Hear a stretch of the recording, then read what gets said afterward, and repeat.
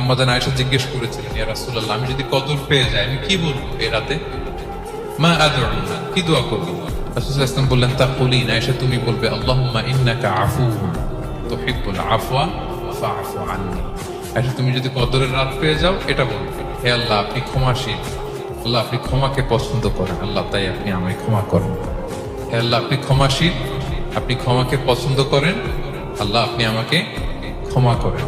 এই দোয়াটা আমরা যেন বেশি বেশি করি। আমার সাথে সাথে সবাই একটু পড়ুন মেহরবানি করে, আল্লাহুম্মা ইন্নাকা আফুউন তুহিব্বুল আফওয়া ফাআফু আন্নী।